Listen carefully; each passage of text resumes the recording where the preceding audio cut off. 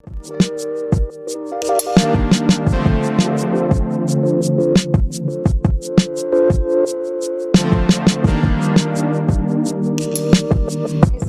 diputada Dolores Padierna, por favor, adelante. Bueno, muchas gracias. También agradezco mucho a los invitados en este panel. Creo que la mayoría de los organismos internacionales, nosotros todos, coincidimos que las afectaciones de esta pandemia y sus daños colaterales a la economía de nuestro país se anticipan pues como las más severas del siglo XX y del siglo XXI.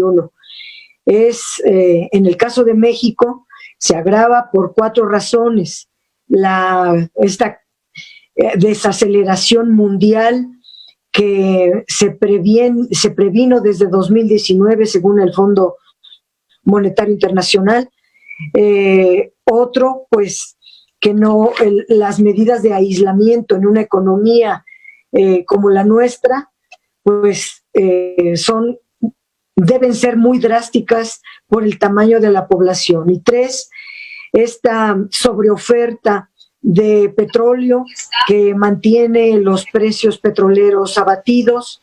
Y para el caso de México, pues otro factor a considerar es la calificación negativa de el riesgo crediticio de la deuda soberana para México, que le resta capacidad de financiamiento. Todo esto, a pesar de todo esto, el gobierno federal pues ha venido implementando políticas que escucho de los organismos internacionales, han estudiado muy bien a nuestro país. Son medidas que coinciden todos en señalar transferencias directas a la población, rescatar o dar 3 millones de créditos a las pymes y salvar el mayor número de empleo que se pueda y continuar con los proyectos de inversión pública prioritarios. Esto a través de los fondos existentes en el país. Vemos en el tema de la deuda un enorme riesgo porque en efecto coincidimos con la CEPAL. No hay que repetir los errores del pasado.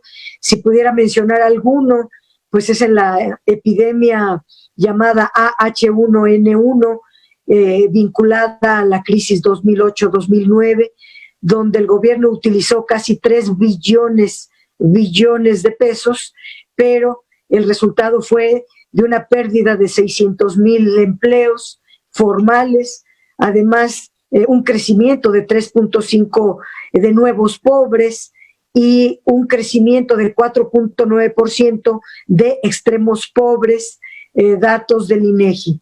Entonces, sí es muy importante tener extremo cuidado en el financiamiento, que pudiera ser una herramienta económica enorme, el tema del endeudamiento.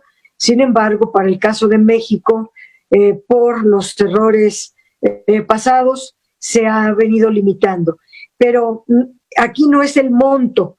Los empresarios han solicitado, por ejemplo, cerca de 1 billón de pesos, y no es el problema del monto, sino el pago de esta deuda que, como lo decía uno de los organismos, ya de suyo, aunque no contratemos un solo peso más de deuda, por el declive en la economía y por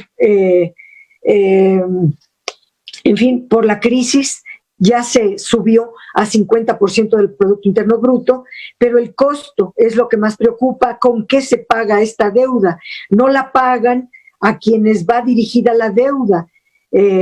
Si los empresarios piden 1 billón y piden garantías, ojalá ellos pagaran esta deuda, pero no la pagan ellos, sino la paga el presupuesto de egresos de la Federación, que ahorita el costo está siendo de 42,000 millones de dólares, casi 1 billón de pesos del presupuesto de egresos de la Federación.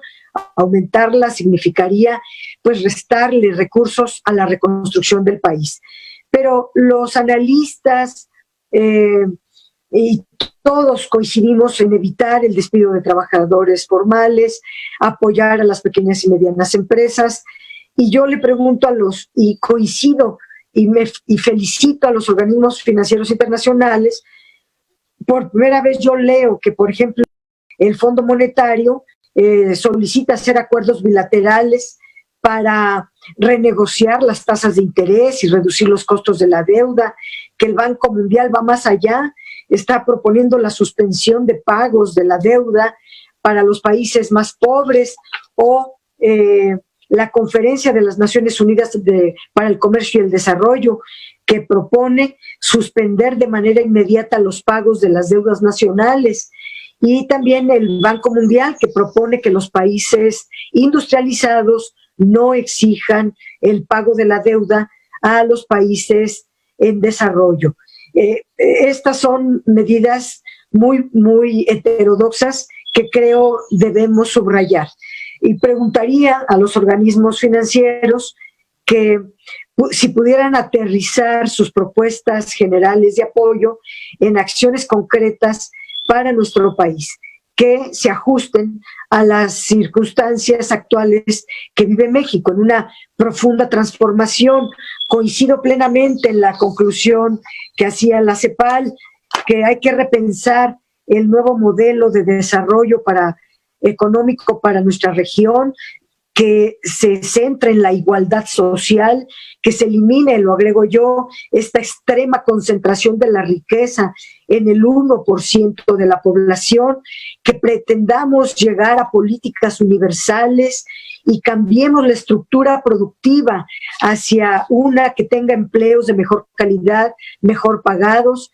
Esto significa un cambio que tendríamos que hacer, es un cambio estructural muy, muy potente que debe de hacerse en toda nuestra región. Los costos es otra de las coincidencias que anoté aquí.